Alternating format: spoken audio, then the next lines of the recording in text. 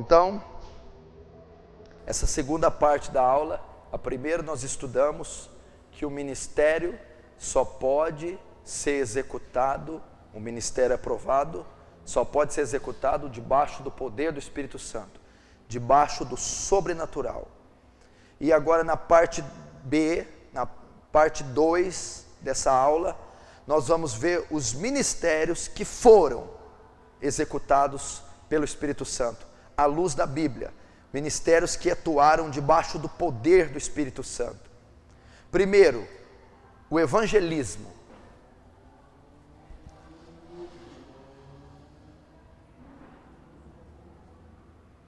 Coloca na frente João 16, 8. No que consiste o evangelismo? Olhe para cá. O evangelismo é a proclamação do evangelho.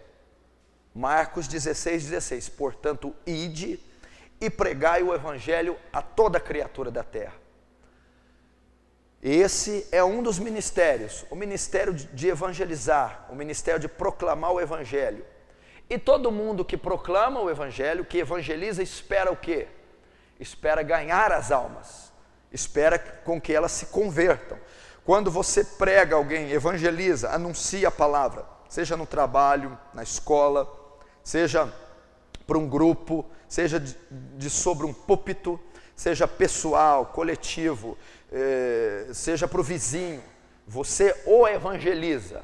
E esse é o dever de todo cristão, ir de pregar o evangelho a toda criatura da terra.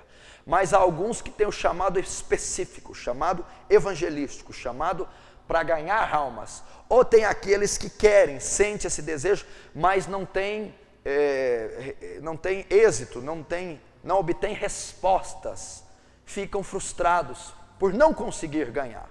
E todo mundo que prega, que evangeliza, espera o quê? Espera que a alma se converta, espera que aquela pessoa creia em Cristo, espera que aquela pessoa venha até a salvação. E qual é a forma eficaz do evangelismo? A pessoa tem que se arrepender, ela tem que ser convencida do seu pecado, pelo seu evangelismo. E a Bíblia diz que quem é o responsável por essa obra? Está aí em João 16, 8. Vos enviarei o Consolador, o Espírito da verdade. Ele convencerá o mundo do pecado, da justiça e do juízo. Quem convence então o pecador a se arrepender? Quem convence ele é o Espírito Santo, ou seja, a obra de arrependimento é sobrenatural. Então, meu irmão, no ministério do evangelismo, nós vemos aqui claramente a ação sobrenatural, a qual sem não podemos ter resultado. Se você então tem um ministério de evangelismo, se você sonha em ganhar almas, você já prega e não tem tido resultado, é porque o Espírito Santo sobrenatural não está na sua vida. Ou ele precisa, ele necessita estar. Por quê? Porque eu só vou obter respostas se o Espírito Santo atuar no meu ministério, pois é Ele que convence do pecado, da justiça e do juízo. Você entendeu? Quando as pessoas fecham o coração, quando não há resultado no púlpito coletivo, individual, na escola, no trabalho, é porque está sendo só palavras persuasivas. Você está tentando convencer o pecador por debate, você está convencendo ele a engolir Jesus pela força. Você não vai conseguir. É o Espírito Santo quem convence do pecado, da justiça e do juízo. Ou seja, a obra evangelística é sobrenatural. Paulo disse, tem que ser demonstração de poder. Que poder? Um poder invisível, um poder sobre-humano, que vai fazer o pecador se dobrar debaixo da mensagem pregada. Pense nisso todas as vezes quando você estiver evangelizando, quando você sonhar em ganhar almas, quando você estiver em cima de um púlpito, se o sobrenatural, se o poder não subir com você, pecadores não se arrependerão, não haverá colheita, você não ganhará aquela alma. Então o ministério evangelístico também é executado debaixo do sobrenatural. Vamos ver isso numa parte prática. Você vai anotar aí Pedro, em Atos 2. Ponha Pedro, Atos 2, do 14 ao 41.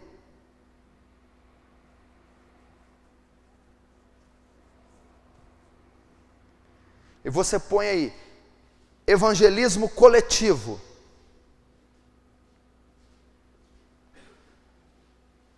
No versículo 14 diz assim: Pedro, porém, pondo-se em pé com os 11, levantou a voz e disse-lhes: varões judeus, olhe para cá, evangelismo coletivo. Paulo, pondo-se em pé com os 11, levantou a voz e disse, diante de uma multidão,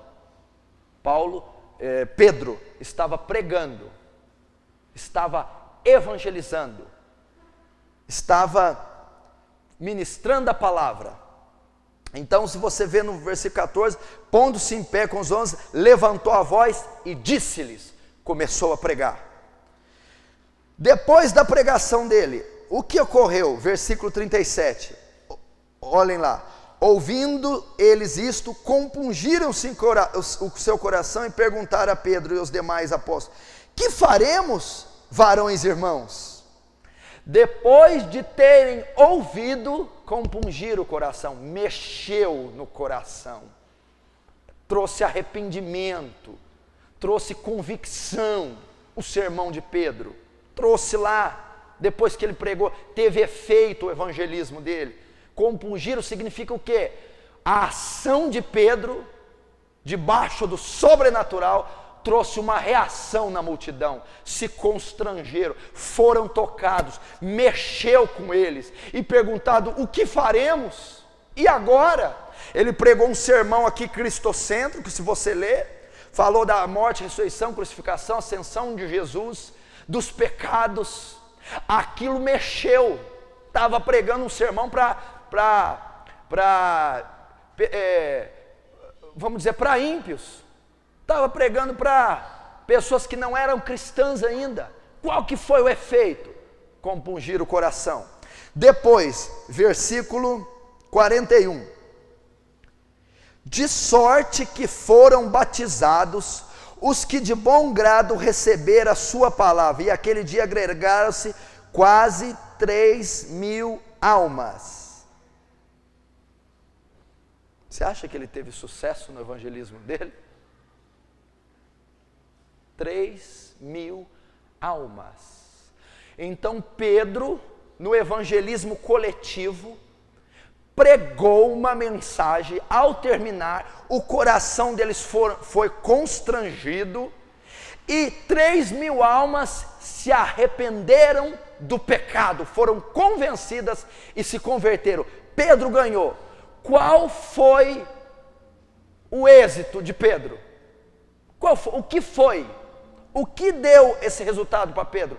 Antes do sermão, antes do versículo 14, o Espírito tinha sido derramado sobre eles. Eles falaram em línguas, eles foram revestidos de poder. Cumpriu-se o versículo de Lucas: ficar em Jerusalém, até que do alto seja revestido de sobrenatural. Quando está lá em Atos 2, cumprindo-se o Pentecoste, o sobrenatural reveste. Então Pedro prega. E quem então convence 3.000 almas do pecado? O Espírito Santo. O sobrenatural acompanhou a obra de evangelismo de Pedro. E olha o que diz aqui: de sorte que foram batizados que de bom grado receberam a sua palavra. Quem foi batizado? Aqueles que de bom grado receberam a sua palavra. O que significa isso? Aqueles que se batizaram foram aqueles que foram influenciados pela palavra, aqueles que não resistiram à palavra, aqueles que foram tocados profundamente pela palavra de quem? De Pedro. E Pedro estava sobre o quê? Sobre o poder sobrenatural. Então o ministério eficaz no evangelismo só ocorre debaixo de uma pessoa que tem o poder sobrenatural, o poder do Espírito Santo.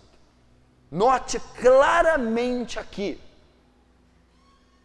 se fosse uma pessoa seca, vazia, se fosse um palestrante, se fosse um apóstolo desse século, ele jamais tocaria os corações dele, jamais ganharia 3.000 almas no primeiro sermão. Por quê? Porque a autoajuda seria inútil aqui, a sabedoria humana seria inútil aqui, a teologia da prosperidade seria inútil aqui. Agora vamos para o evangelismo pessoal, o 1 contra 1. Você vai anotar Filipe e pôr na frente Atos 8, do 26 ao 40. Vamos ler no evangelismo pessoal o que ocorreu. Versículo 29. E disse o Espírito, guarde essa palavra, Espírito, a Filipe: chega-te junto a este carro. Quem estava no carro? O eunuco. E correndo Filipe, ouviu que o eunuco lia o profeta Isaías, e disse: entendes tu que lês? E o eunuco disse: como poderei entender se alguém não me ensinar? E rogou Filipe que subisse e assentasse. Agora 35, olha o evangelismo pessoal. Agora Filipe vai para a ofensiva, vai pregar. Então Filipe, abrindo a boca e começando nesta escritura, lhe anunciou a Jesus. Filipe pregou para o eunuco. Vamos ver se ele teve resultado, se ele teve êxito. 37, disse-lhe Filipe, 36, e indo eles caminhando, chegaram ao pé de uma água, e disse o eunuco, o próprio eunuco que recebeu a mensagem: eis aqui a água, que impede eu de seja batizado? E disse-lhe Filipe: é lícito se crer de todo o seu coração? Respondendo ele: creio que Jesus Cristo é o Filho de Deus. E mandou parar o carro, e desceram ambos a água, tanto Filipe como o eunuco, e o batizou. A conversão mais rápida seguida de batismo que eu já vi na história.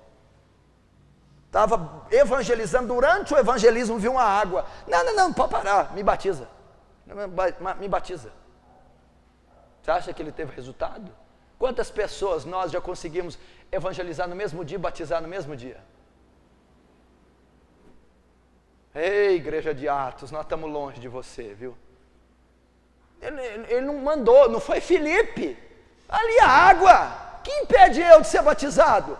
É lícito se crer, creio que Jesus é o Filho de Deus, creio tudo que você quiser, eu creio. Por quê, eunuco? Porque hora que você estava falando, Filipe, poder saiu da tua boca, convicção saiu da tua boca. Eu não sei dizer o que foi, mas algo me convenceu, me constrangeu. Qual o segredo de Filipe?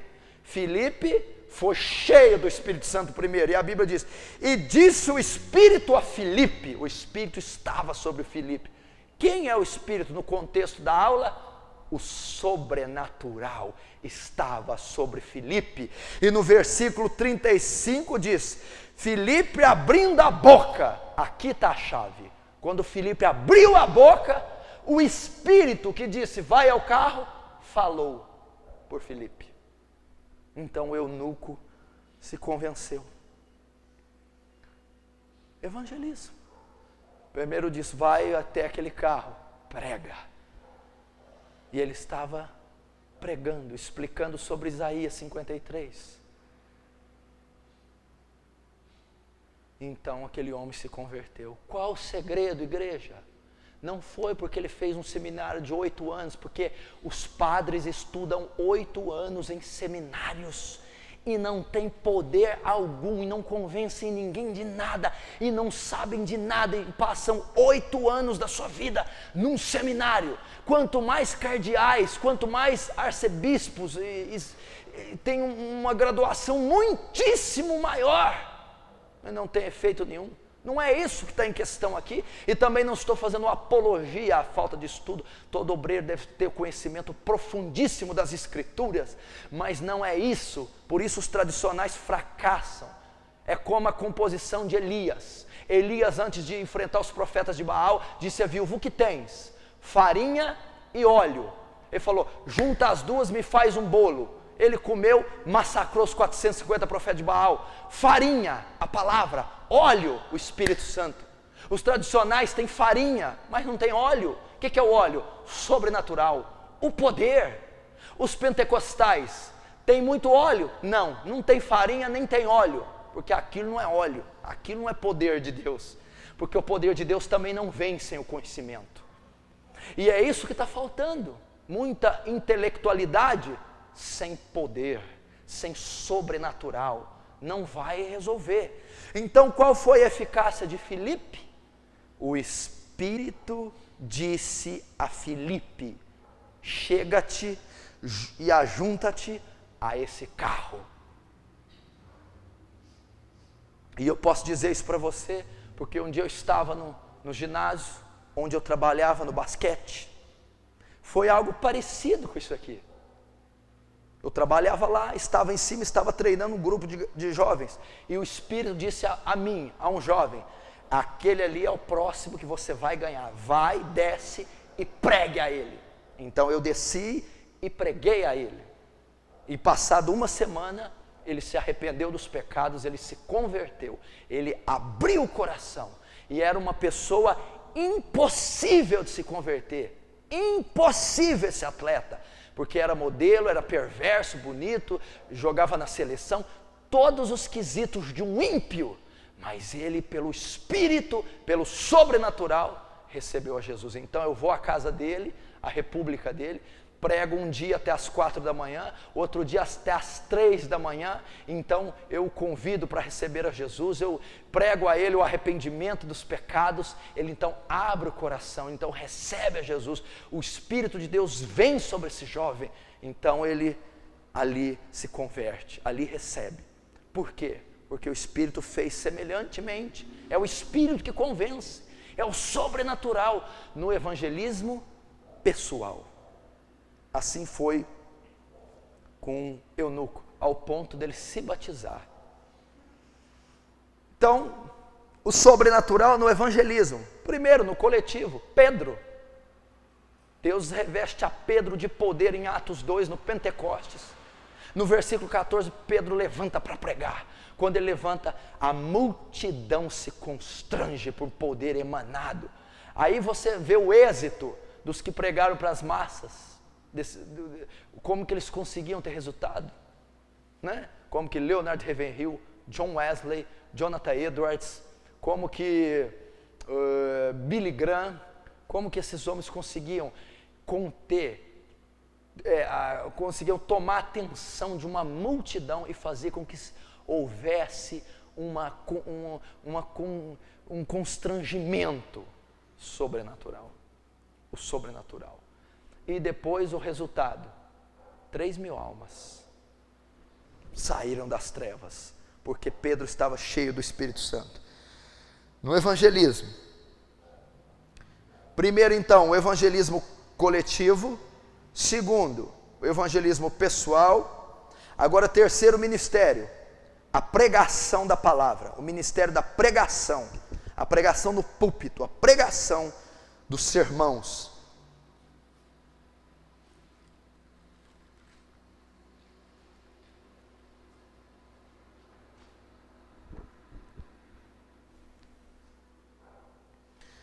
Atos capítulo 4,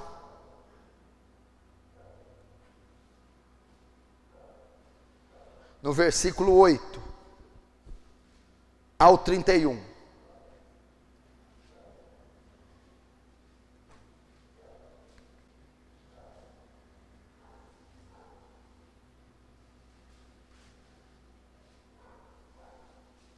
A pregação.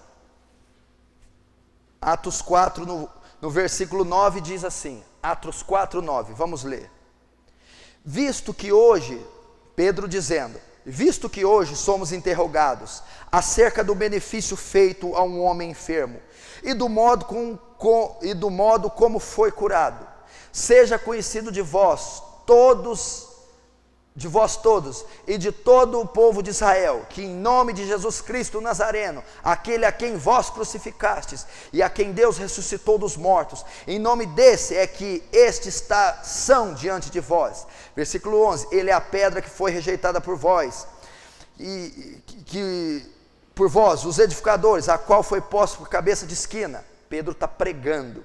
Versículo 13, então eles, vendo a ousadia de Pedro e João, informados de que eram homens sem letras e indoutos, se maravilhavam e tinham conhecimento do que eles haviam estado com Jesus.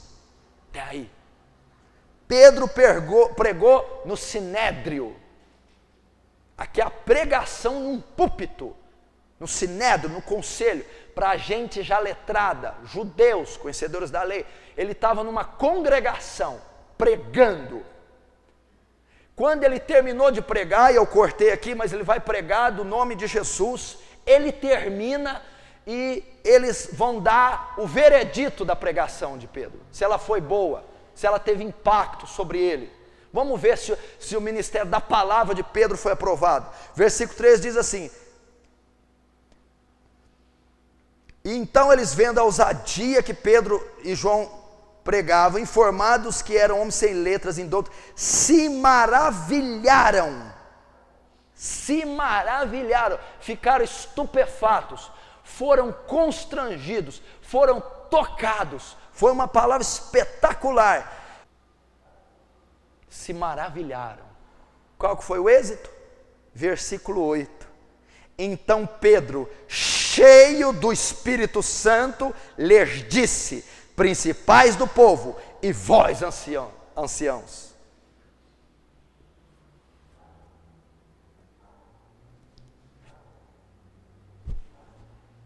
Qual foi o êxito do ministério da pregação? Por que se maravilharam? Por que falaram com ele? Por que associaram eles ao Cristo? Porque Pedro estava cheio do Espírito Santo. Porque Pedro estava pregando debaixo do sobrenatural. Porque Pedro abriu a boca para o Espírito falar. Foi esse o êxito. Então o ministério, uma pregação, meu irmão, às vezes ela está acompanhada de intelectualidade. Às vezes ela está acompanhada de estudos sociais. E às vezes é um sermão entediante, maçante, ruim, que traz sono às pessoas, que não leva os membros da congregação a discutirem a respeito de Cristo após o sermão, que não leva ninguém a refletir e examinar a sua vida como está, que não leva ninguém a se santificar, que não gera fome, sede de Deus nas pessoas, e principalmente que não traz mudança aos ouvintes. Por quê? Porque são sermões pregados de maneira seca, fria e vazia, humana. A Bíblia diz aqui que só teve êxito, só se maravilharam. O segredo está no 8, porque Pedro, cheio do Espírito Santo, falou, pregou debaixo do poder do Espírito Santo. Hoje temos congregações no planeta Terra para mudar o mundo, mais de uma vez. Temos sermões sendo pregados em todos os domingos simultaneamente, em milhares de nações, e nada ocorre. Por quê? Porque esses ministros não estão pregando debaixo do poder do Espírito Santo. Há muita discussão filosófica, calvinismo, arminianismo, pentecostalismo, tradicionalismo. Há muita discussão inútil, ao invés de pregar o Evangelho, que é o poder de Deus para a salvação. Romanos 1,16. Ao invés de pregar debaixo da autoridade de Pedro, porque a Bíblia diz assim, eram informados que eram homens indoutos. O que Deus está querendo dizer não é a sabedoria, a filosofia, o conhecimento intelectual de um pregador que vai fazer ele ter êxito, e sim o poder sobrenatural que o tomar. Está aqui, isso aqui é clássico. Mas você vai dizer, e Paulo, o erudito? Filipenses 3, e tenho por perda todas as coisas, pela excelência disso que Pedro fez, pelo sobrenatural me tomar, pela excelência do conhecimento de Cristo Jesus, porque o próprio Paulo disse, não é minha filosofia, minha cultura, minha sabedoria que vai fundar e consistir meu ministério, mas o poder do alto. Está claro aqui? Por isso que você vê uma diferença entre o Leonard Ravenhill e os intelectuais, onde eles estão filosofando e discutindo até hoje o calvinismo, o hipercalvinismo, a eleição, a predestinação, os tradicionais dessa luta da língua estranha, do mover, da profecia, da visão, os tradicionais, a Bíblia já foi revelada, não precisamos de revelação, ao invés de buscar o poder, ao invés de buscar o Espírito Santo, ao invés de ir ao pecador, a searas debaixo do poder, como Pedro era indouto, e não estou fazendo apologia a isso, temos que estudar, ser letrados, ler a Bíblia 2, 3, 4, 15, 20 vezes, até Jesus voltar, mas tudo isso tem que ser debaixo do poder do Espírito Santo. Atos 4:31 também, só até 4:31, olha o que a Bíblia diz aqui, e tendo eles orado, moveu-se o lugar em que estavam reunidos, e todos foram cheios do Espírito Santo, e anunciaram com ousadia a palavra de Deus. Qual que é o tópico agora? A pregação da palavra. A Bíblia diz aqui que eles, os apóstolos, anunciavam com ousadia, com eficácia a palavra, pregavam com eficácia, pregavam com êxito e anunciavam com ousadia a palavra de Deus. Qual o fator que fez ter essa ousadia? E foram cheios do Espírito Santo, e tendo orado, moveu-se o lugar que estavam, e todos foram cheios. Depois de serem cheios, pregaram com ousadia. Depois do sobrenatural revestir, depois do poder tomá-los, depois deles serem revestidos, pregaram com ousadia. Está claro aqui, mais uma passagem, agora não está limitada só a Pedro, mas a alguns outros. Primeiro tiveram que orar, buscar, serem cheios. Quando foram cheios, pregaram com ousadia. Então tiveram resultado, tiveram resposta. Então o obreiro aprovado no ministério da palavra, só revestido do sobrenatural. Você quer ver outro? Só anota, MC 1:22, Marcos 1:22.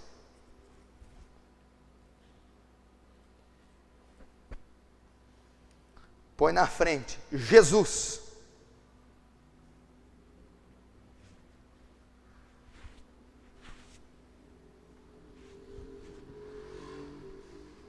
O que diz nesse versículo? Olha para cá. A multidão viu Jesus pregar no Monte das Oliveiras, pregando em Cafarnaum, na Galileia, todos os lugares. E a multidão diz assim, ó, e a multidão se maravilhava da sua palavra, porque falava como alguém que tem autoridade, e não como os escribas. Eles se admiravam da pregação de Jesus, porque falava com autoridade, e não como os escribas. Como os escribas falaram? Retórica, farinha, intelectualidade, montar um sermão baseado numa chave bíblica. Esse versículo liga com aquele outro, fiz um sermão e vou pregar. É um estudo bíblico com título de sermão seco e vazio. Retórica, hipocrisia, gente seca. E falavam com quem tem autoridade. Que autoridade? Por que se maravilhavam da doutrina de Jesus, da pregação de Jesus? Qual o êxito de Jesus? O poder que estava sobre ele. Lucas 4, 16 e 18, anota. Lucas 4, 16 e 18. Você pode pôr na frente o poder que estava sobre Jesus. Por que se maravilhavam da sua doutrina? Porque falava com quem tem autoridade. Que autoridade é essa? A passagem que está no Lucas 4, que diz assim: indo na sinagoga, abriu o rolo do profeta Isaías e leu: o Espírito do Senhor está sobre mim, porque Deus me ungiu, Deus me capacitou de poder, Deus me encheu de poder. Nele corporalmente habita toda a plenitude da divindade. Colossenses 2:9. Então Jesus era cheio de poder. Por isso o ministério da palavra de Jesus tinha efeito, tinha eficácia. Por isso se maravilhavam dele e não da retórica dos fariseus. Porque os fariseus tinham tanto conhecimento como Jesus. Conhecia a lei toda. Jesus também conhecia a lei toda. E qual que é a diferença dos dois? É igual teólogos, seminaristas, cursos, colégios, que há muito enriquecimento intelectual, mas não há poder. Não há o que fez Atos virar de pernas para o ar. Não há o que moveu em todo o planeta debaixo do ministério de Paulo, o poder sobrenatural que causou arruaça entre os gregos, entre os filósofos, entre os romanos, entre os ímpios, os gentios. O poder que ia sobre Paulo, avassalador, como um anel de fogo rodeava Paulo, Pedro, Tiago, Apolo, Lucas. Era o poder sobrenatural, onde eles pregavam a mensagem. É isso que a igreja moderna precisa, é isso que os pregadores precisam, que os jovens precisam, o poder de Deus. Então acho bom que você, jovem, quiser o poder de Deus, comece a aprender a ficar trancado no seu quarto, comece a aprender a orar mais de 2, 3 horas, comece aos montes em oração e jejum secreto, como David Brenner, Charles Finney, John Wesley, até que poder te revista. Então você vai ser um homem de Deus. Então vai ter resultado do seu ministério. Nisso consistia a eficácia do ministério da palavra desses homens. Então você que já é pregador, que executa o ministério da palavra, deixa eu te dizer algo a você. Você não deve subir um púlpito para pregar sem ter orado no mínimo 2 horas antes. Você não pode fazer isso. Até que o poder te alcance. O poder já veio uma vez, ele sempre virá. Nós não buscamos ser cheios do Espírito Santo uma vez só. Nós buscamos ser cheios continuamente. Como Paulo diz, não vos embriagueis com o Espírito Santo, a qual há dissolução, mas enchei-vos do Espírito. Esse encher é contínuo. Então você deveria se encher de tal maneira ao subir num púlpito e deixar Deus falar no seu lugar. Pelo menos isso. Pelo menos um grande homem de Deus disse que uma pessoa para pregar, ela tem que no mínimo orar 3 horas antes de subir num púlpito, para estar inflamada do poder, para que Deus capacite essa pessoa. Hoje temos comidas rápidas, sermãos de 20 minutos e pessoas preparando meia dúzia de versículos e não orando 15 minutos sequer, e vem e apresenta uma mensagem à igreja. Por isso a igreja está com inanição espiritual, por isso está morrendo, por isso é fraca, por isso não há poder nos lábios desses ministros. Temos que voltar às veredas antigas, os moldes antigos, a igreja primitiva, os heróis da fé, que se consumiu em vales e montes, nos seus quartos, dia e noite, antes de subir num púlpito. E tiveram o resultado que você sabe muito bem. Viraram o mundo de pernas para o ar. E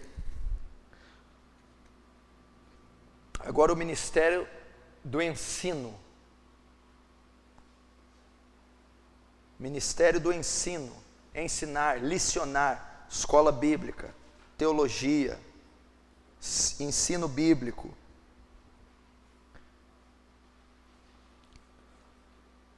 Porque Paulo diz em Efésios 4, uns ele chamou para apóstolos, outro para pastores, doutores, evangelistas, profetas e mestre. Efésios 4:11. Geralmente esse ministério do mestre, do doutor, é aquele que ensina, é aquele que é instruído na teologia, é aquele normalmente que dá aula de escola bíblica dominical, que dá ensino bíblico, que leciona até em faculdade, que dá curso de teologia. Esse também necessita ser feito debaixo do sobrenatural, porque eles estão ensinando a Bíblia, e a Bíblia é um livro sobrenatural. Também precisam ser dotados de revelação, de graça abundante, ser instruído no Espírito de Deus, Talvez isso é o grande fracasso dos novos ministros, porque eles saem dos colégios bíblicos, dos seminários, das faculdades de teologias, mortos, porque talvez os professores, os irmãos que têm o ministério do ensino, também não ensinam debaixo do poder do Espírito Santo, debaixo do sobrenatural. Pastor, mas isso também, o ensino também deve ser, talvez o que mais tenha que ser. E Mateus 13:54 diz algo para nós, vamos ler, Mateus 13, no 54. E chegando Jesus à sua pátria, ensinava, olha lá, ensinava-os na sinagoga deles, de sorte que as pessoas se maravilhavam e diziam: de onde veio a este a sabedoria e estas maravilhas? Não é este o filho do carpinteiro? Não se chama sua mãe Maria, os seus irmãos Tiago, José e Simão e Judas? Ele ensinava na sinagoga, também possui o ministério de ensino. E as pessoas se maravilhavam, perguntavam: onde veio essa sabedoria? Qual sabedoria? A sabedoria para ensinar como ele ensina. Que escola bíblica ele dá? Que curso de teologia ele ministra? Que estudo bíblico ele dá? Como ele ensina bem? Que sabedoria sobre-humana? Da onde veio essa sabedoria? Estavam maravilhados da mesma passagem que eu citei em Lucas 4, que o Espírito Santo estava sobre ele, porque Deus ungiu. Era uma sabedoria sobre-humana, era uma capacidade sobrenatural para ensinar. Porque veja bem, Jesus na mesma parte que era o pregador, e a pregação é um ensino, teve um momento de ensino, da mesma maneira ele fazia aquilo que os fariseus já faziam, e eles eram doutores da lei, peritos na lei, conhecedores profundos, e a multidão, e o povo, e as pessoas não se maravilhavam, não era empolgante, não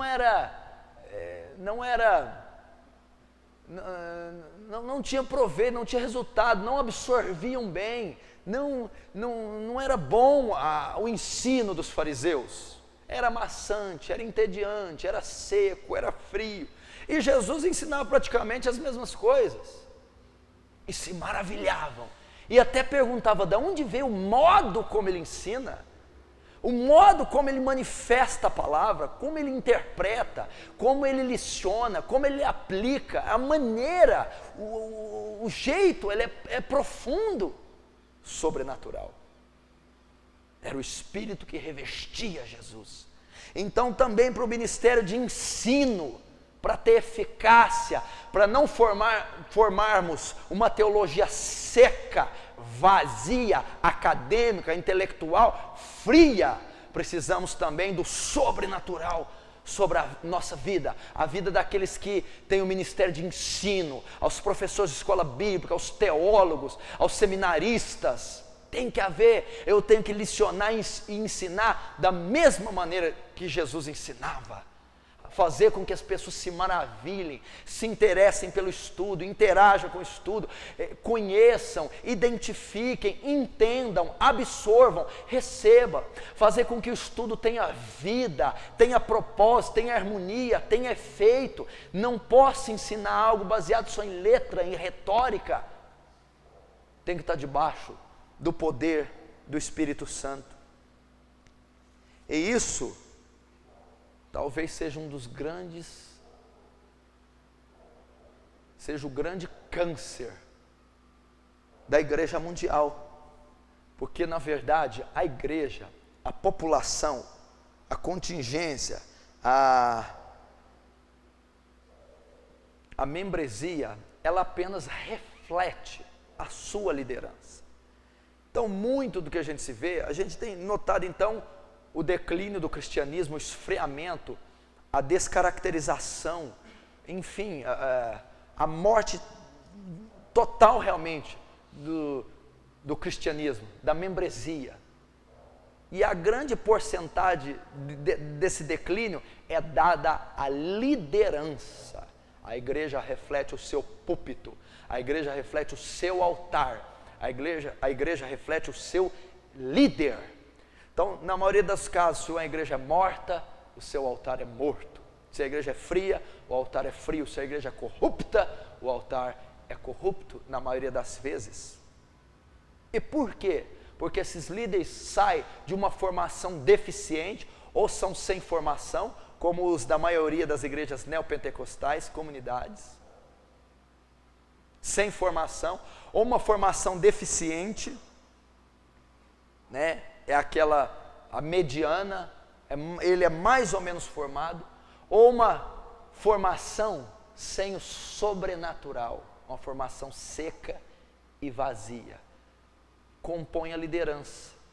Por quê? Porque são ensinados por outros, que não ensinam debaixo da revelação, debaixo da inspiração divina, da harmonia do Espírito, porque não ensinam como Jesus, de modo que as multidões, que as pessoas se maravilham e perguntam, que sabedoria é essa? Como ele aplica o ensino? Como é inteligente o método dele? Como é profundo? Como é simples? Como é fácil de entender? Como eu posso pôr na aplicação prática? Lembra de Jesus? Ouviste o que foi dito? Amarás o teu próximo, aborrecerá o teu inimigo. Não, eu digo, ama teu amigo e ama também teu inimigo.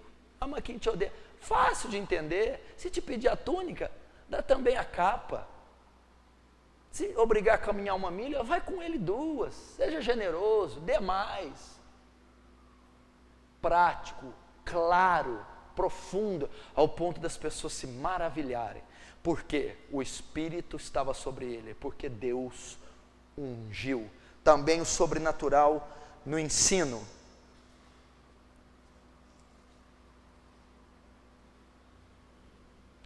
Na luta espiritual agora, contra as hostes do inferno,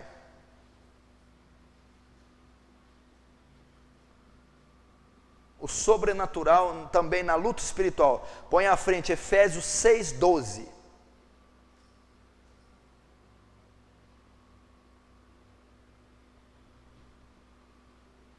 Efésios 6:12 está escrito assim: porque a nossa luta não é contra carne ou sangue, mas contra principados, potestades, as forças espirituais da maldade nas regiões celestiais. Então a nossa luta não é contra carne e sangue, correto? Mas contra as forças de Satanás. Então Paulo está ensinando, a nossa luta não é em campo terreno, a nossa luta não é terrena, a nossa luta é espiritual, é em campo espiritual. Então, para lutar em campo espiritual, eu também preciso de armas espirituais. Por isso está escrito em 2 Coríntios 10, versículo 4 e 5, anota aí 2 Coríntios 10, versículo 4 e 5, as armas da nossa milícia não são carnais, mas poderosas em Deus, para destruir fortalezas. Então é isso, o sobrenatural de Deus, na luta espiritual, entendeu? Veja bem, a igreja, olhe para cá agora, quando você anotar seja rápido, porque você não tem 2 processos mentais, você não consegue anotar e ouvir ao mesmo tempo. A igreja também é feita, né? É a coluna e a firmeza da verdade, como está ali em 1 Timóteo 3,15. A Bíblia também diz que, através da igreja, a multiforme sabedoria de Deus é conhecida de principados e potestades. Ou seja, Deus é estabelecido e conhecido na terra pelas organizações humanas e espirituais através da igreja. Quando Satanás vai atuar e tem uma igreja, ele vê, está estabelecido ali o reino de Deus, o trono, está estabelecido ali a multiforme sabedoria de Deus. Eu reconheço, eu respeito na terra por causa da igreja. E a igreja também é chamada a fazer batalha, guerra espiritual. ela também luta. O cristão trava uma batalha, desde a sua conversão à sua morte, contra as forças do diabo, contra as hostes das trevas, coletiva, individual, familiar, em todos os momentos, Satanás está combatendo. O ladrão veio senão para roubar, matar e destruir, João 10:10. Então ele vai combater ativamente a nossa vida. E nós somos chamados para pelejar, não para ficar passivos, o vendo destruir-nos. Ele vai combater nossa casa, nossa família, nossa vida pessoal e a nossa igreja. Então nós, como Davi saía às batalhas, temos que sair a peleja contra o inimigo. Temos que sair a peleja contra as forças do inferno. E qual é a maneira de combatê-lo? Qual a maneira de vencer as forças das trevas? Eu tenho que estar revestido de poder. As armas da nossa milícia não são carnais. Ó Paulo de novo.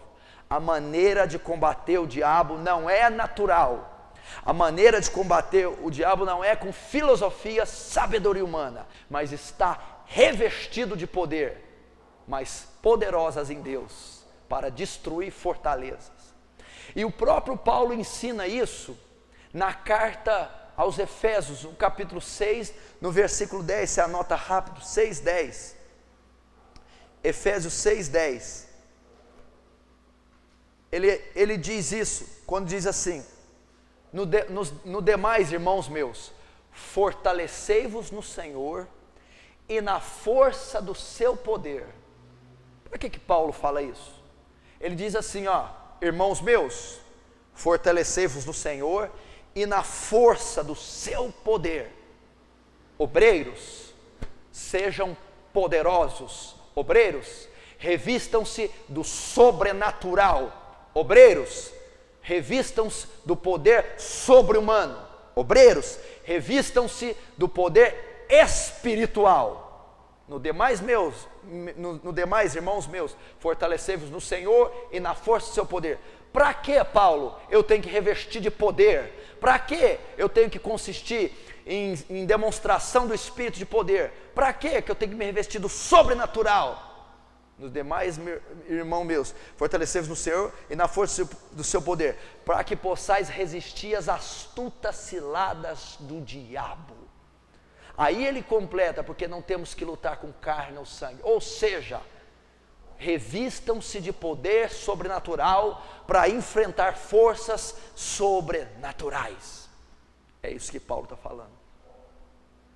Um obreiro só vai ter êxito na batalha espiritual se ele tiver revestido de poder.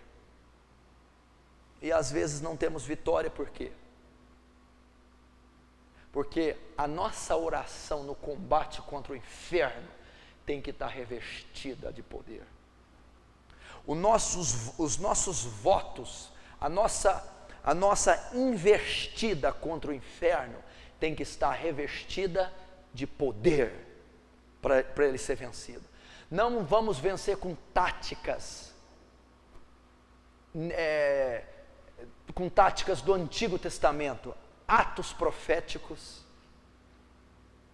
rodear o quarteirão da cidade, ungir as casas, os bairros. Isso não é demonstração de poder. Isso são formas do Antigo Testamento que não são utilizadas hoje. E muita gente está fazendo guerra espiritual, dando a chave da cidade, o prefeito entregando a chave da cidade a um pastor, fazendo marcha para Jesus, rodeando o quarteirão ou a cidade para que os principados dela caiam, ungindo cidades. Não sei que igreja em São Paulo contratou um serviço aéreo, um helicóptero, e passou borrifando óleo ungido sobre a cidade, para ungir a cidade, para conquistá-la, para os espíritos territoriais deixarem. Não é o óleo, meu irmão, não é a marcha, não é o ato profético, é o poder que reveste a igreja, é o poder que reveste um pastor, um obreiro, que reveste um ministro que vai derrubar Satanás, é o poder que vem de joelhos no chão, de jejuns, de consagração, de conhecimento bíblico específico, revelado da Escritura. E uma pessoa que não tiver encharcada, que não tiver inflamada do poder, ela não vai vencer a guerra espiritual. É isso que Paulo, irmãos, fortalecei-vos no Senhor, na força do seu poder, revistam-se do sobrenatural. Por quê? Para que possais resistir às astutas ciladas do diabo, porque não temos que lutar contra a carne ou sangue, ou seja, para combater a força do inferno, que é invisível, sobre-humana, sobrenatural. Precisamos do invisível, do sobre-humano, do sobrenatural na batalha espiritual. Atos 19, 19.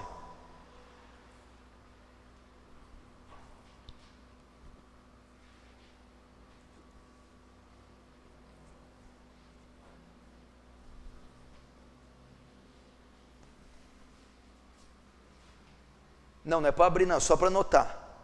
Atos 19, 19.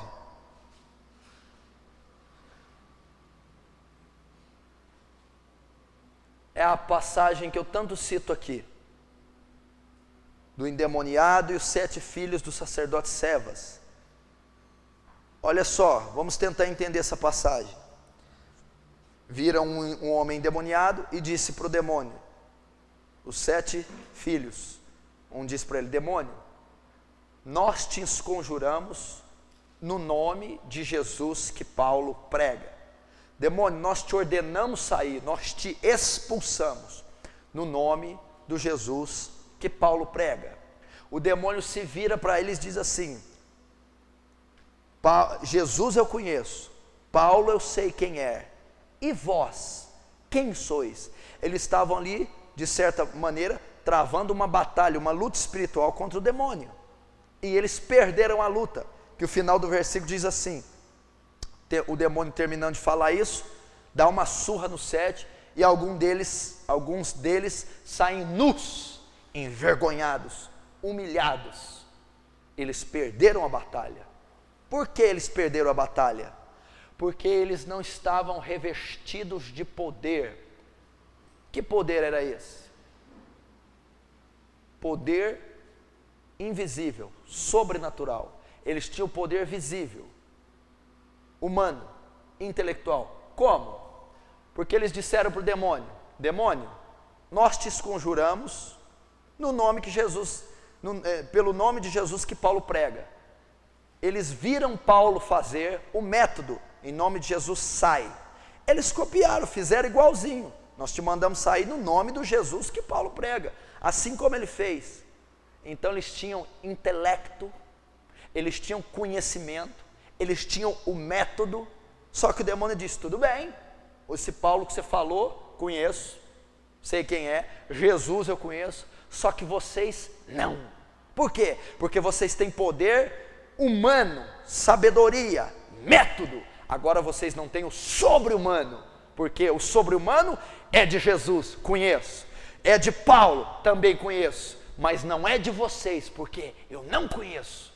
Vocês não têm expressão no mundo espiritual, vocês não têm autoridade espiritual, vocês não estão revestidos de poder, apesar de possuírem conhecimento bíblico, teológico, escatológico, e me mandarem sair por esse conhecimento, porém, vocês não têm marcas, vocês não passam horas orando, vocês não são homens consagrados, vocês não são revestidos do sobrenatural, então a obra, o ministério de vocês contra mim é inútil,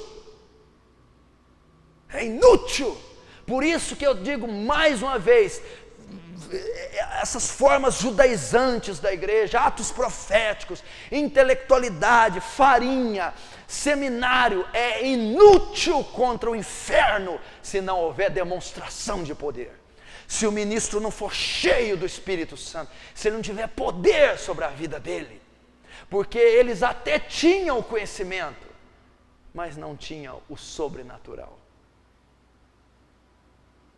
Por isso, o demônio não saiu e espancou os 7. É isso que a igreja precisa, do sobrenatural. É a mesma coisa, quando Paulo chegava numa região na Ásia, na Europa, o mundo espiritual daquele lugar já se movimentava. Porque estava chegando um homem que tinha reconhecimento no inferno, no mundo espiritual. Era um homem que era capacitado do poder sobre-humano. Ao mesmo momento que se chega uma pessoa, um cristão seco, vazio, ele não é reconhecido. Não há movimentação alguma, porque ele não está revestido do sobrenatural. Então isso na guerra espiritual. E para terminar, o poder para testemunhar.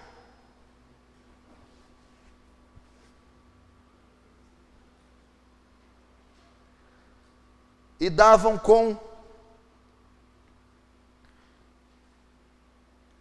Não, e dava não. Coloca então, testemunhar com o poder do Espírito Santo.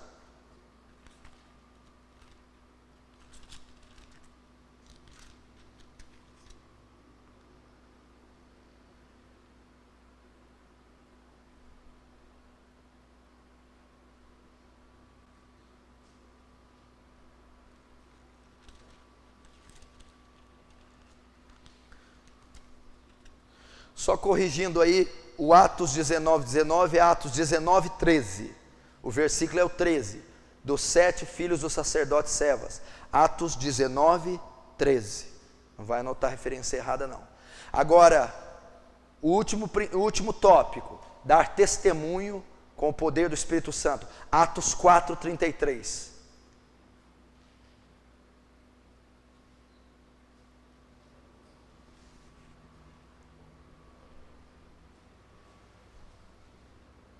Esse versículo diz assim: e davam com poder testemunho da ressurreição de Cristo. Eles testemunhavam do Evangelho. A Bíblia diz, e sereis revestidos de poder, e ser-me-eis minhas testemunhas. Está lá em Atos 1:8, é o que estudamos. Para nós testemunharmos de Cristo, primeiro temos que receber o poder, e recebereis virtude, poder sobrenatural, e depois ser-me-eis minhas testemunhas, irão testemunhar. Em Atos 2 eles recebem o poder do Pentecostes. Em Atos 4 cumpre a profecia de Jesus. Primeiro virá a virtude, veio no 2. No 4 o testemunho, ser-me-eis minhas testemunhas. No 4:33, agora, revestidos de poder do sobrenatural, davam com poder, qual poder? O recebido no 2, testemunho da ressurreição de Cristo. Testemunhavam. Palavras acompanhadas do poder. Evangelho acompanhado de sinais. Pregação acompanhada de sinais, de poder. Testemunhavam com sobrenatural. O que chamava atenção no testemunho dos apóstolos, na vida deles, no ministério, não eram as características naturais, as posses que eles tinham, os talentos, o dinheiro, era o poder com o qual eles testemunhavam. Era o poder com o qual eles testemunhavam. Então, para testemunhar de Cristo, anunciar a mensagem, pregar o Evangelho, ministrar, plantar uma igreja, fazer uma obra missionária, toda forma de exercer os ministérios dos inúmeros e complexos da igreja tem que ser debaixo do poder sobrenatural. E testemunhavam com poder, ou seja, era um ministério que atuava o tempo todo debaixo da ação de Deus, da ação do Espírito Santo. Pregavam, o coxo ressuscitava, o cego via, pecadores se convertiam, magistrados, carcereiros, havia sinais, o poder acompanhava o testemunho que eles davam. Então, e para que o testemunho serve? Para a conversão de pecadores, para a edificação dos já convertidos, para a fé dos já convertidos. Vamos ver então, Lucas 7,16, abre lá, o que testemunhar com poder leva? Lucas 7,16, você pode abrir.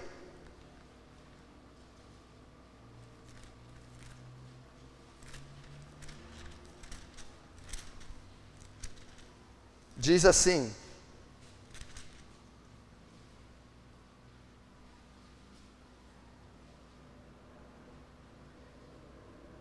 e de todos se apoderou o temor, e glorificavam a Deus, dizendo: um grande profeta se levantou entre nós, e Deus visitou o seu povo. Quando Jesus operou um sinal, e ressuscitou e curou o filho da viúva de Naim, a Bíblia diz: e todos temeram. Jesus deu com poder testemunho do Evangelho. Sinais. O que os sinais fazem? O que as obras de Deus fazem? O que os milagres fazem? Os milagres bíblicos, os de Deus, os autênticos, não essa farsa que está aí. Eles trazem temor às pessoas, levam a temer, levam a fé, a edificação dos santos, a fé a aumentar, as pessoas temerem a Deus. Segundo, o que leva? Levam os ímpios a crerem. João 11:45. Não precisa abrir não, eu leio. João 11:45. Muitos, pois, dentre os judeus que tinham vindo a Maria e que tinham visto o que Jesus fizera, creram nele. Dar testemunho com poder faz os ímpios crerem. Por quê? A ressurreição de Lázaro está no João 11:45. Aquele milagre, aquele testemunho dado com poder, fez muitos crerem. Então o poder de Deus nos faz testemunhar. E o que acontece quando testemunhamos debaixo do poder? Muitos creem, muitos têm temor, a fé de alguns aumenta. O que mais? Envergonha o inferno. Pode anotar, Mateus 8:29.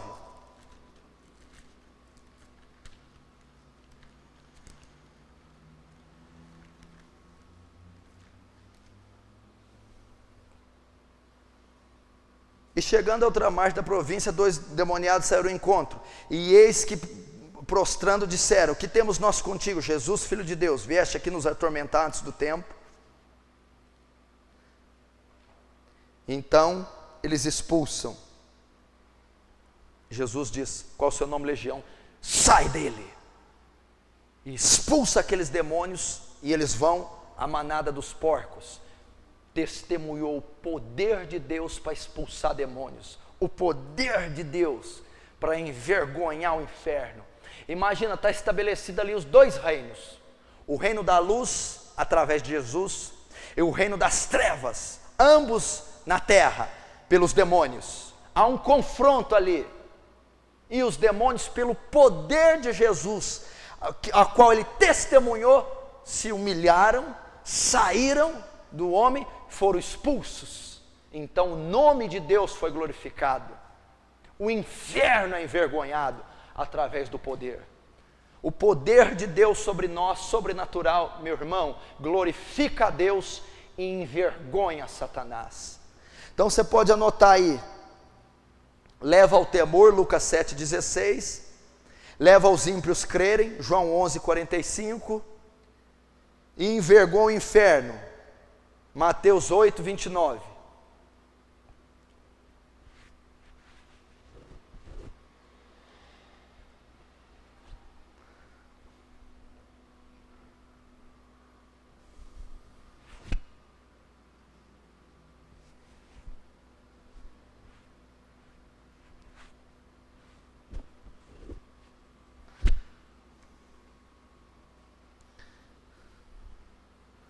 Então, meu querido, Paulo dizendo: meu ministério não consiste em palavras de sabedoria, mas na demonstração de poder. Qual poder? Demonstrado nos apóstolos em Atos 4:33. E davam com poder testemunho da ressurreição de Cristo. Ou seja, Pedro, os apóstolos eram cartas vivas. Tudo o que faziam, onde iam, voltavam, tudo que executavam, pregando, cantando um louvor, visitando, indo, vindo, eles davam testemunho, eles testemunhavam, a vida deles era ativa. E qual o segredo desse testemunho ter êxito? Davam com poder esse testemunho. Então Pedro ia fazer uma visita, Pedro ia orar num lugar, Pedro ia cantar um louvor, Pedro ia discipular, aconselhar alguém numa sala, e era testemunho sempre, contínuo. Então as pessoas criam, as outras tinham temor, as outras a fé aumentava, as outras eram santificadas pelo testemunho, pela ação, pelo modo de vida deles. E por que ele testificava sempre de Cristo? Por causa do sobrenatural que estava sobre ele. Eles testemunhavam com poder, com sobrenatural, e o testemunho levava à conversão, edificação, à fé, ao temor, enfim. E esse testemunho baseava não só no estilo de vida, mas em sinais. E os sinais não são só curas miraculosas, pecadores se convertendo, drogados, bêbados sendo libertos, prostitutas sendo limpas, pecadores odiosos de Deus passando a amar a Deus. Testemunho. E também os milagres, quando Deus os quer fazer, quando Deus os quer executar. Num tempo hoje está sendo banalizado os milagres, Deus ainda quer fazer. Então o poder para testemunhar é algo que sempre marcou a vida de um obreiro, aprovado. Nós precisamos então do sobrenatural. E o poder é algo que acompanhou os grandes homens, os ministérios de Êxodo, que nós citamos, de Savonarola a Jonathan Goforth, passando por Lutero, passando por Brainerd, passando por Finney, Wesley, passando pelos missionários. Também o êxito desses homens foi o sobrenatural. Se você ler a biografia de Charles Finney, é considerado o apóstolo dos avivamentos, grande pelas almas ganham, as almas ganham, o evangelismo feito, as cruzadas, a pregação de Finney trazia pecadores ao arrependimento. E a biografia disse qual era o êxito dele. Se retirava, ele mesmo escrevendo, me retirava às vezes para estar sós com Deus, em jejum, em orações secretas. Ia para a mata, ou se reclusava, se trancava no templo, para buscar o poder do alto. Às vezes ficava 1, 2, 3, 4 dias clamando, até que o poder de Deus o revestia. Quando o poder de Deus o revestia, então ele subia a pregar, então as almas, os pecadores se convertiam. Então o segredo de Charles Finney também foi o sobrenatural. E como ele conseguiu o sobrenatural? Buscando, indo à mata, indo aos vales, jejuando, orando. Meu irmão, você aprendeu que um obreiro aprovado só atua pelo sobrenatural. Você aprendeu que a obra agora é a da salvação e ela só pode ser feita de maneira sobre-humana. E quem leva o sobrenatural é a igreja. Então tudo que devemos levar é o sobrenatural. Então você agora precisa aprender. Você já aprendeu que tem que ter o sobrenatural. Agora você tem que aprender a buscar o sobrenatural. Como esses homens faziam? A biografia diz que o ministério deles era impactante porque eram cheios do poder. Como eles conseguiam poder? Indo a bosques, a vales, jejuando, orando. Esse homem aqui chegava a ficar 4 dias na mata, buscando, porque se sentia seco, vazio, até que o poder o enchia, até que ele ficava cheio, então ele voltava para executar o seu ministério. Jamais o executava de forma seca e vazia. Jonathan Edwards que protagonizou o chamado Grande Avivamento, ele era da cidade, ele pregou aquele sermão, pecadores nas mãos de um Deus irado, na cidade de Enfield, em Connecticut, nos Estados Unidos. Lá ele prega esse sermão, que é citado há mais de 2 séculos, pecadores nas mãos de um Deus irado.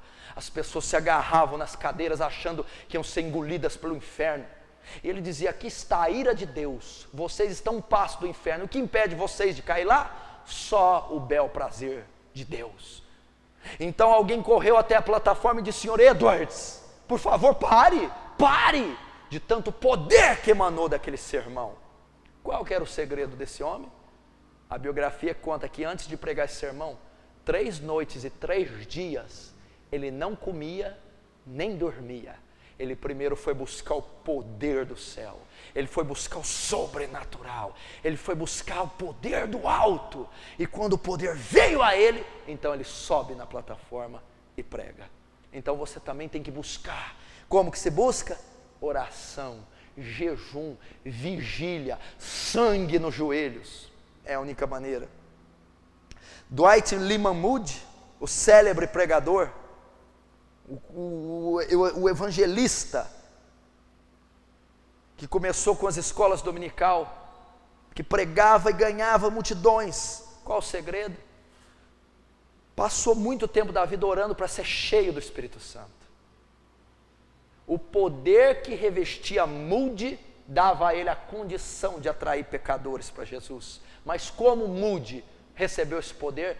Orando: me enche do Espírito Santo, me enche. A oração dele é só essa: eu quero ser cheio do Espírito Santo. O que é isso? Ser revestido do sobrenatural. Como? Buscando em oração, buscando em jejum, buscando em lágrimas. A biografia diz que ele teve uma experiência em Nova York, e ele disse que foi semelhante à do apóstolo Paulo. Ele não podia dizer, foram inefáveis, e o poder do Espírito encheu aquele homem.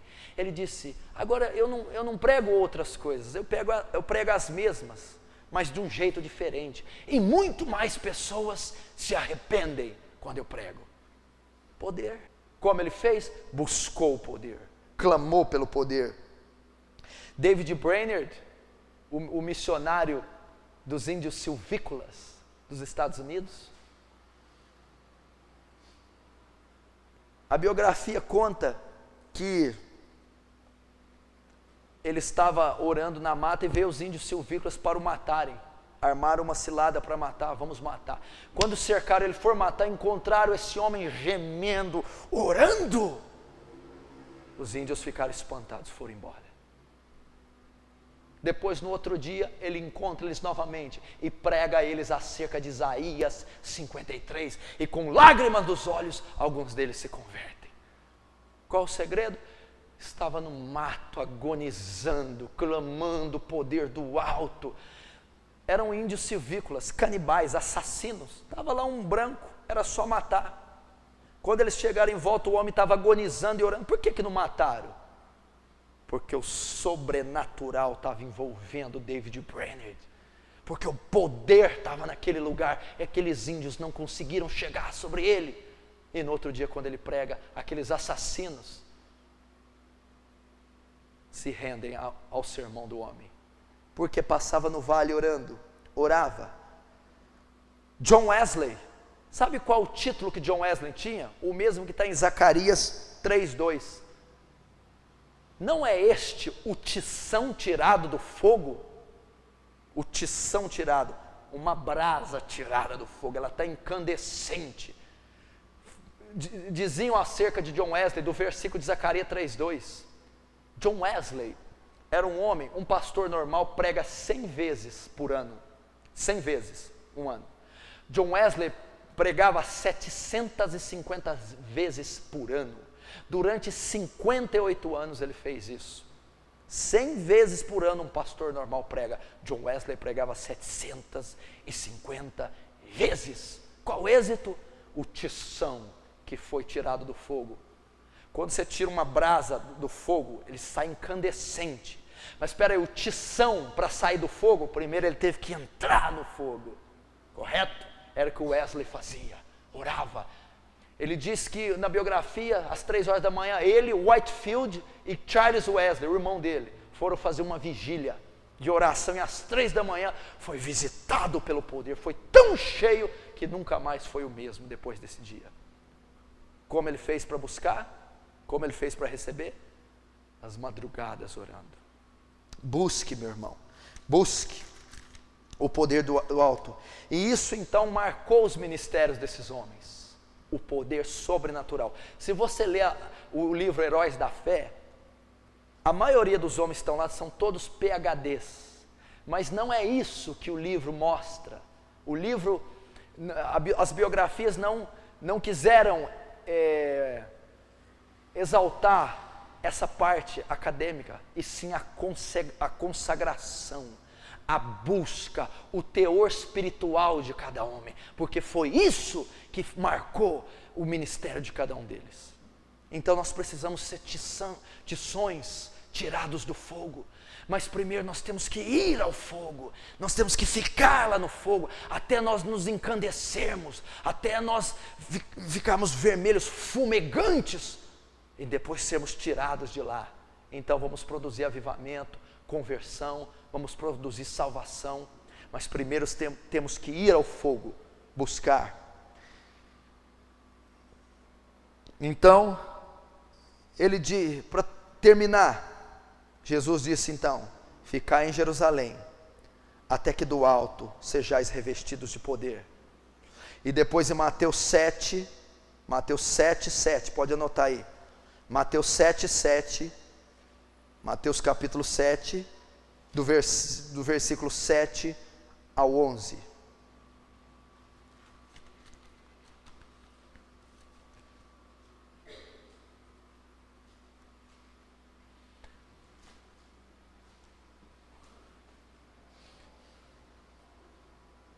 Em Lucas ele diz: ficai em Jerusalém, até que do alto sejais revestidos de poder. Jesus, ele diz assim, a obra, o ministério, só vai ser executado pelo sobrenatural, ok? Então vocês vão ficar em Jerusalém buscando Ele. Ele não mandou todo mundo ficar parado. Quando o Espírito foi derramado, o que os discípulos estavam fazendo? Orando. Estavam orando. Então Jesus disse: busquem esse poder. Sem ele vocês não podem começar a obra, correto? Sem eles não há ministério, correto? Sem ele. Então o que vocês vão fazer? Até que ele venha, busquem. Busquem como? Em Mateus 7, 7 ao 11. Batei e abrir-se-vos-á. Pedir e dar-se-vos-á. Buscai e achareis. Pois todo aquele que pede, abrir-se-lhe-á. Todo aquele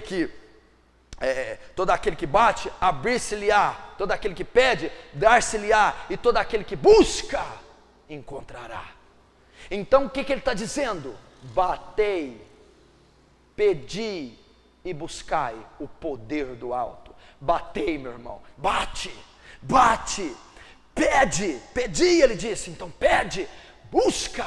Pastor, o que vai ocorrer? De tanto você bater, uma hora vai te ser aberto.